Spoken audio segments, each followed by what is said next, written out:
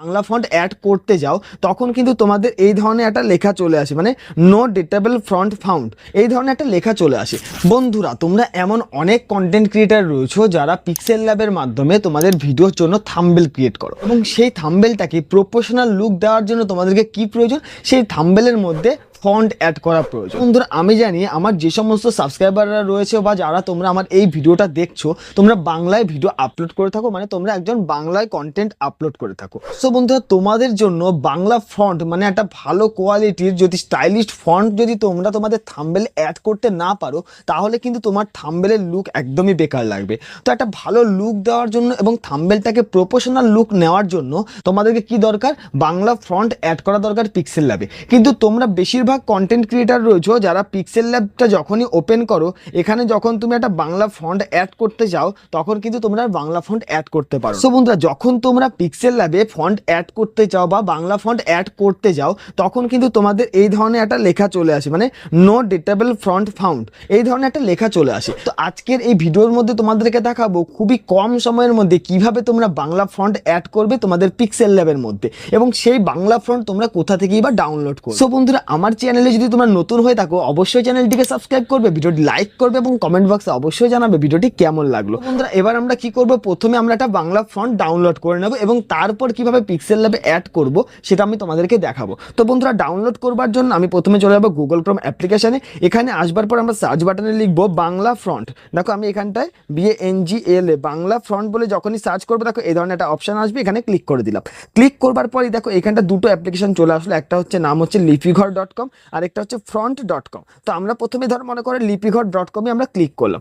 যখনই আমরা লিপিঘরে ক্লিক করব এই ধরনের একটা ইন্টারফেস তোমাদের সামনে চলে আসবে। সো বন্ধুরা, প্রথমে তোমাদেরকে একটা কাজ করতে হবে, এখানটা ফ্রন্ট বলে যে অপশনটা রয়েছে এই ফ্রন্টের উপর তোমাদেরকে ক্লিক করতে হবে। এখান থেকে ফ্রি ফন্ট বলে যে অপশনটা দেখতে পাচ্ছ এই ফ্রি ফন্টে ক্লিক করে নিতে হবে। মানে কি, এইখান থেকে কিন্তু সব ফন্ট তোমরা ফ্রিতে পাবে। তোমরা কিছু ফন্ট ফ্রিতে ডাউনলোড করতে পারবে এবং কিছু ফন্ট ডাউনলোড করবার জন্য তোমাদেরকে পে করতে হবে, মানে টাকা দিতে হবে। সো বন্ধুরা, আমি এখান থেকে ফ্রি সেকশনটাকে সিলেক্ট করে নিলাম, মানে আমার যেই ফন্টগুলো আমার এখানে আসবে সব কটা ফন্ট কিন্তু আমি ফ্রিতে ডাউনলোড করতে পারবো। তো দেখো বন্ধুরা, এখানটা কিন্তু অনেকগুলো ফন্ট কিন্তু তোমাদের সামনে চলে এসছে, এবং দেখো নিচে আরও কিছু ফন্ট রয়েছে যেখানটা 1 2 3 4 করে পেজের মাধ্যমে রয়েছে, তোমরা সেগুলো ডাউনলোড করতে পারো ফ্রিতে। তো দেখো বন্ধুরা, এখানটা কিন্তু অনেক স্টাইলিশ ফন্ট রয়েছে, দেখতেই পাচ্ছ। তো এখানটা প্রথম যে স্টাইলিশ ফন্ট রয়েছে এটা হচ্ছে এটা, সেকেন্ড যে ফন্টটা রয়েছে সেটা এটা। তো আমি সেকেন্ড যে ফন্টটা রয়েছে এটাকে আমরা ডাউনলোড অপশনে ক্লিক করব। দেখতে পাচ্ছ এখানে রেড কালারের ডাউনলোড অপশন, ক্লিক করলাম। বন্ধুরা, ক্লিক করবার পর এই ধরনের আরেকটা ইন্টারফেস তোমাদের সামনে চলে আসবে। আমি এটাকে জুম করে নিলাম, জুম করে দেখাই তোমাদেরকে। এই দেখো এইখানটা ডাউনলোড কিন্তু অপশন রয়েছে। তো আমরা কি করবো, এই ডাউনলোড অপশনে ক্লিক করে দেবো। যখনই আমরা ডাউনলোড অপশনে ক্লিক করব তোমরা দেখতে পাবে সঙ্গে সঙ্গে কিন্তু আমার এই ফন্টটা ডাউনলোড হওয়া শুরু হয়ে যাবে।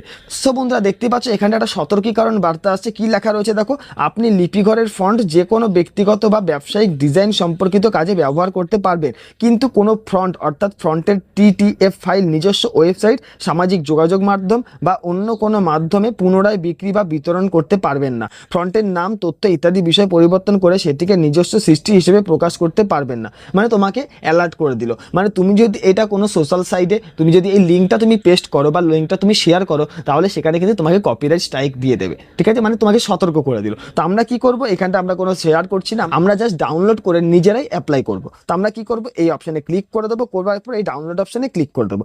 যখনই ডাউনলোড অপশনে ক্লিক করবো দেখতে পাচ্ছ এখানে ডাউনলোড ফাইল চালু হয়ে গেল। জাস্ট এখানে ডাউনলোড হতে কয়েক সেকেন্ড সময় লাগবে। ডাউনলোড হওয়ার পর তোমাদের কিন্তু কিছু কাজ করতে হবে, ডাউনলোড হলেই কিন্তু তোমরা ব্যবহার করতে পারবে না। বন্ধুরা, ডাউনলোড হওয়ার পর আমরা কি করবো, এই ফাইলের উপর ক্লিক করবো, করলেই দেখতে পাচ্ছ ক্যান্ট নট ওপেন ফাইল এরকম লেখা আসছে। তো এর জন্য তোমাদেরকে চলে যেতে হবে কোথায়, তোমার ফোনের ফাইল ম্যানেজারে। দেখো আমি ফাইল ম্যানেজারে চলে আসলাম।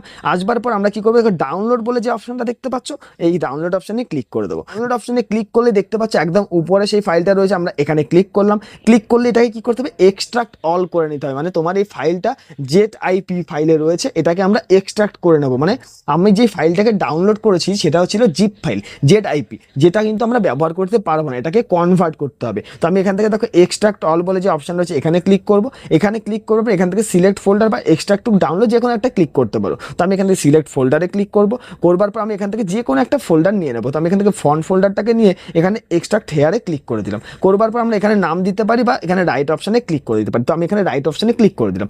ক্লিক করলে কি হবে, আমার এই ফোল্ডারটা বা এই ফাইলটা এক্সট্রাক্ট হয়ে গেল। এবার আমরা চলে যাব পিক্সেল ল্যাব অ্যাপ্লিকেশনে। সো বন্ধুরা, পিক্সেল ল্যাব অ্যাপ্লিকেশনটা তোমরা আমার এই ভিডিওর ডেসক্রিপশন থেকে ডাউনলোড করে নিতে পারো, বা আমার টেলিগ্রাম চ্যানেলে আমি দিয়ে রাখছি, সেখান থেকে ডাউনলোড করে নিতে পারো, বা প্লে স্টোর থেকেও কিন্তু তোমরা খুবই সহজে এবং সম্পূর্ণ ফ্রিতে ডাউনলোড করতে পারবে। তো আমি কি করব, এই পিক্সেল ল্যাব অ্যাপ্লিকেশনটাকে ওপেন করে নিলাম। ওপেন করবার পর আমরা কি করব, এখানটা একটা বাংলা কিছু টেক্সট লিখবো। সো বন্ধুরা, আমি এখান থেকে বাংলা আমার মনে করো আমার এই টেক্সটটাকে আমি লিখে ওকে অপশনে ক্লিক করলাম। সো আমরা এটাকে কি করব, এই আমার লেখাটাকে একটু বড় করে নিলাম। বড় করবার পর আমরা কি করব, একটু ডান দিকে স্ক্রল করে আসবো। ডান দিকে স্ক্রল করে আসলে দেখতে পাবে এখানে এবি ফন্ট বলে একটা অপশন রয়েছে। তো আমরা কি করব, ডাইরেক্টলি এই এবি ফন্ট অপশনে ক্লিক করব। এখান থেকে আমরা ফন্ট ডাউনলোড করে নিয়েছি, সেই ফন্টটাকে আমরা অ্যাড করব। দেখো বন্ধুরা, এখানে কিন্তু অনেক ফন্ট রয়েছে যেগুলো কিন্তু এই ফন্টটা নয়, মানে যেটা আমি ডাউনলোড করছি সেটা নয়। তো আমরা ডাউনলোড করেছি সেই ফন্টটাকে নেওয়ার জন্য মাই ফন্টে ক্লিক করব।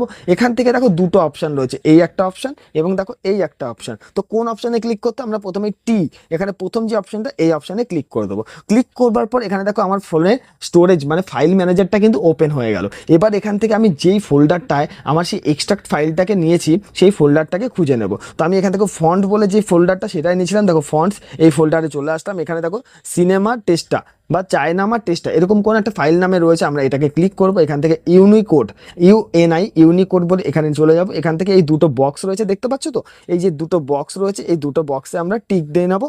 টিক দেওয়ার পর নিচে একদম নিচে দেখো অ্যাড সিলেক্ট বলে একটা অপশন রয়েছে, এই অ্যাড সিলেক্টে ক্লিক করব।